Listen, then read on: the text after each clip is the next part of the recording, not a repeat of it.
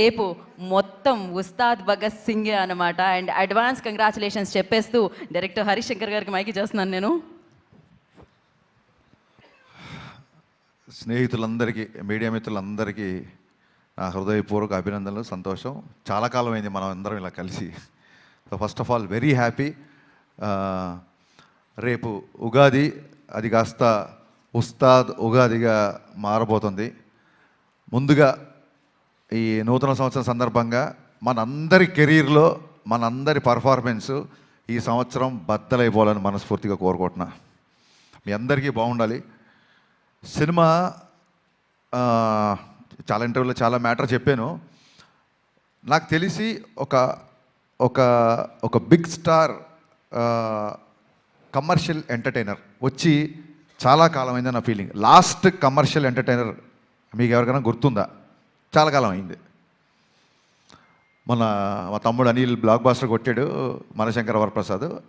Commercial entertainer తో పాటు it's more of a family entertainer అని నా ఫీలింగ్. అందుకు నేను అంటున్నా, ఒక స్టార్ హీరో అన్ని హంగులతో వచ్చిన సినిమా, కేవలం ఫ్యాన్స్ మాత్రమే కాకుండా సాధారణ ప్రేక్షకుడు కూడా ఎంజాయ్ చేసే సినిమా వచ్చి చాలా కాలం అయింది అని నా ఫీలింగ్. ఫుల్ ప్లెడ్జ్డ్గా పాటలు, డ్యాన్స్లు, డైలాగులు, విలన్తో పాటు ఉండే ఒక హీట్ కాన్వర్జేషన్స్, లవ్ స్టోరీసు, అందులో ఒక entertainment. When I say entertainment only comedy కాదండి. ఎంటర్టైన్మెంట్ అన్నప్పుడు solid action sequences, solid dialogues, at the same time ఒక అడ్రలిన్ రష్ ఇచ్చే మూమెంట్స్. డెఫినెట్గా మిగతా సినిమాలకు ఉన్న రేట్లు మనకి ఇక్కడ తెలంగాణలో రాలేదు. కాబట్టి ఇది ఏ రికార్డులు కొడుతుంది, ఎంత కలెక్ట్ చేస్తుంది, ఒక రూపాయి ఎక్కువ చేస్తుంది తక్కువ చేస్తుంది అనేది నేను చెప్పలేను. ఖచ్చితంగా ఒక విషయం మట్టుకు చెప్పగలుగుతున్నా, సినిమా చూసిన తర్వాత ఇలాంటి సినిమా వచ్చి చాలా కాలమైంది, ఇంత ఎంటర్టైనింగ్ సినిమా వచ్చి చాలా కాలమైందని చెప్పి పవన్ కళ్యాణ్ గారిని మనస్ఫూర్తిగా తృప్తిగా ఆయన నుంచి ఏమేమి కోరుకుంటారో, హెయిర్ స్టైల్ నుంచి డ్యాన్సెస్ వరకు, డైలాగ్స్ వరకు, ఆయన మాడ్యులేషను, ఆయన సెన్స్ ఆఫ్ హ్యూమరు, ఒక ఫుల్ ప్లెడ్జ్డ్ పవన్ కళ్యాణ్ గారి సినిమా. నేను ఆ రికార్డు ఈ రికార్డు ఇవన్నీ మనసులో పెట్టుకోలేదు, ఎందుకంటే అది రిలీజ్ డేట్లు బట్టి ఉంటుంది. మనం ఓడి ధరిస్తే దయ్యం ఓడి తెలిసింది అన్నట్టు మేము మార్చ్ 26th రావాల్సింది, 19th రావాల్సి వచ్చింది. సో ఆ రిలీజ్ డేట్ని బట్టి సంక్రాంతికి వస్తే ఒక రెవెన్యూ, సమ్మర్కి వస్తే ఒక రెవెన్యూ, మిగతా ఏ సినిమా లేకపోతే ఒక రెవెన్యూ. ఆ రికార్డ్స్ అంటే ఎంత కలెక్ట్ చేస్తుంది అనేది మన చేతిలో లేదు. ఎంత ఖర్చు పెట్టి తీయగలుగుతాం, ఎంతలో తీయగలుగుతాం అనేది డైరెక్టర్ చేతిలో ఉంటుంది.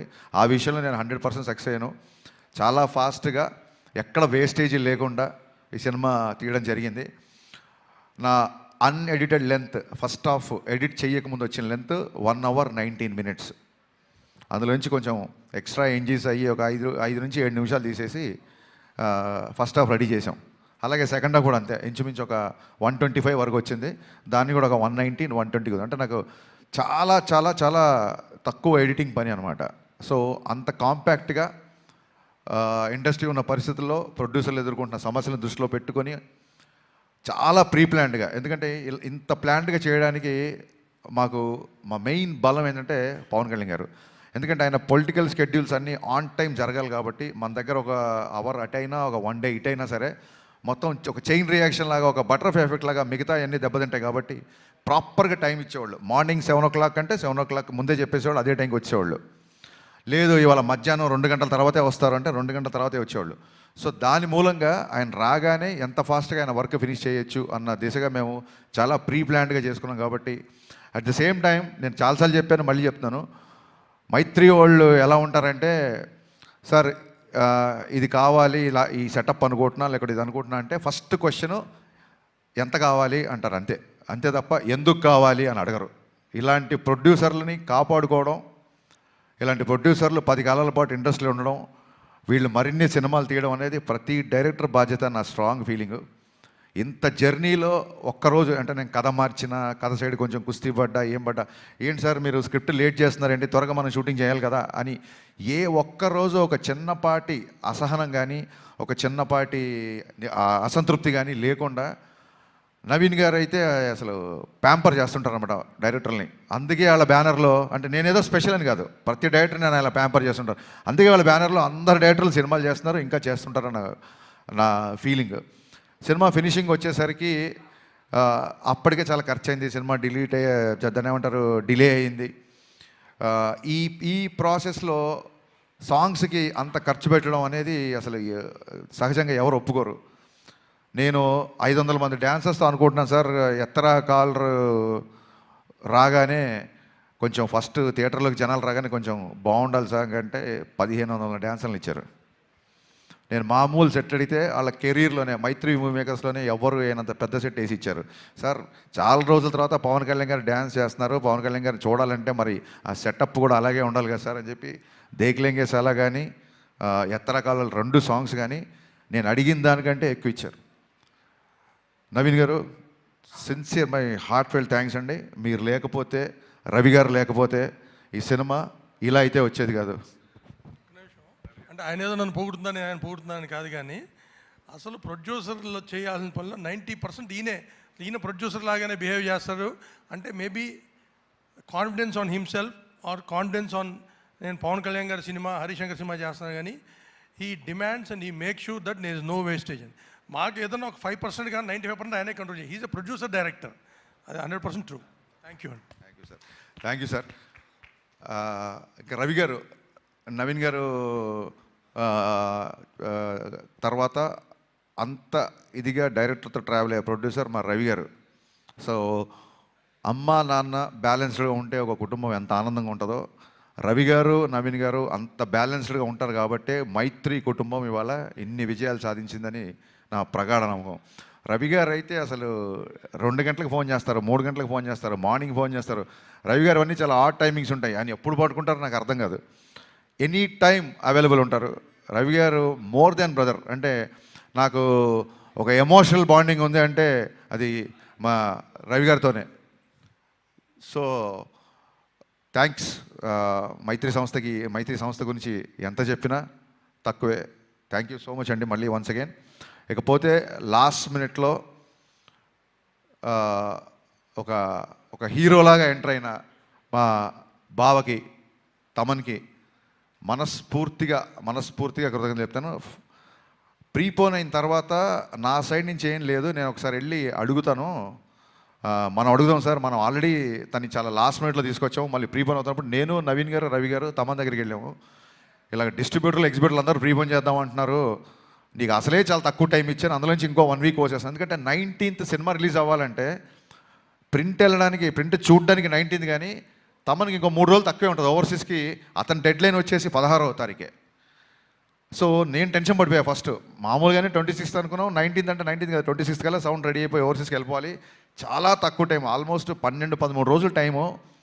బాబా నాకైతే నీ చాయిస్తో వెళ్దాం అనుకుంటున్నాను, నేను నువ్వు చెప్పు నీ కంఫర్ట్ అన్నప్పుడు ఆయన ఒక్క సెకండ్ కూడా ఆలోచించలే మావాడు. ఓకే చేసేద్దాం, ఏముంది ఇంకో 2-3 గంటలు ఎక్కువ కష్టపడదాం అన్నాడు. Thank you Baba, hats off. 10-12 రోజుల్లో ఇంత పెద్ద భారీ కమర్షియల్ సినిమాకి పాటలు అంటే అయిపోయింది, ఫైట్లు, ఎంటర్టైన్మెంట్ పోనీ అంటే ఒకటే జోన్లో ఉండే సినిమా కాదు ఇది. రకరకాల ఎమోషన్స్, విలన్తో ఉన్నప్పుడు ఒక సీరియస్నెస్, యాక్షన్ సీక్వెన్సెస్, రాశికన్నతో వచ్చే ఎంటర్టైన్మెంట్, శ్రీలీల గారి క్యారెక్టరేషన్, అన్ని ఎమోషన్స్ ఉన్న సినిమాకి బ్యాక్గ్రౌండ్ స్కోర్ కేవలం 12-13 రోజుల్లో కొట్టేసాడండి. నిన్న చూసిన తర్వాత తమన్ పర్ఫార్మెన్స్ బద్దలైపోయిందని బయటకు వస్తారు. ఫస్ట్ సినిమా నుంచి బయటకు వచ్చినప్పుడు తమన్ గురించే మాట్లాడుకుంటారు. ఇందులో నాకు ఏ మొహమాటం లేదు, తమన్ గారి గురించే మాట్లాడుకుంటారు first. Thank you Baba, thank you, so sweet of you. లైఫ్లో నువ్వు చేసిన ఈ మేలు, నీ సహాయం నా రైట్ టైంలో నా పక్క నిలబడి నాకు ఇచ్చిన ఈ ధైర్యం నేను జీవితంలో ఎప్పుడు మర్చిపోలేను. Love you boss, love you. ఇకపోతే మా శ్రీలీల అండ్ రాశికన్న గారు, మేము శ్రీలీలతో షూటింగ్ చేసినప్పుడు అప్పటికి ఇంకా మేము ఆ క్యారెక్టరేషన్ రాశికన్న అనుకోవాలా, ఆవిడ ఊరికి ఆల్ ది బెస్ట్ చెప్తామని సెట్కి వచ్చారు ఏడి బిఫోర్ ఎలక్షన్స్. వచ్చినప్పుడు మనం పనిచేయాలి హరీష్ అంటే, యా రాశి మనం కూడా పనిచేయాలి అని చెప్పి ఇద్దరం అనుకున్నాము. మేబీ తన మేనిఫెస్టేషన్ నా మేనిఫెస్టేషన్ తెలీదు. 2.5 సంవత్సరాల తర్వాత అనుకోకుండా ఆ క్యారెక్టర్కి మళ్ళీ రాశికన్న గారు వచ్చారు. సో అన్నీ కుదిరినాయండి. ఇంకా శ్రీలీల గారి గురించి మొన్నే చెప్పాను నేను, చాలా చాలా చాలా ఇంటెలిజెంట్. మిగతా విషయాలు ఆవిడ గురించి ఎవరిని అడిగితే నేను Q&Aలో చెప్దాం అనుకుంటున్నాను. ఫ్రీ ఈవెంట్ లాగా మళ్ళీ ఎక్కువసేపు క్లాసులు విగుతున్నాను. అనుకోకపోతే ఈ సినిమాకి అడిషనల్ ఫోటోగ్రఫీ 2 సాంగ్స్ ఇచ్చిన మా కెమెరామెన్ రవివర్మన్ గారికి, అలాగే సినిమా మొత్తం సినిమాటోగ్రఫీ చేసిన మా కెమెరామెన్ అయినంక బోస్. ఈ సినిమాకి 2 కెమెరామెన్లు, 2 మ్యూజిక్ డైరెక్టర్లు, 2 ప్రొడ్యూసర్లు, ఇద్దరు హీరోయిన్లు. సో ఇదేది ప్లాన్ చేసింది కాదు, అన్నీ అలా కుదిరిపోయినాయి.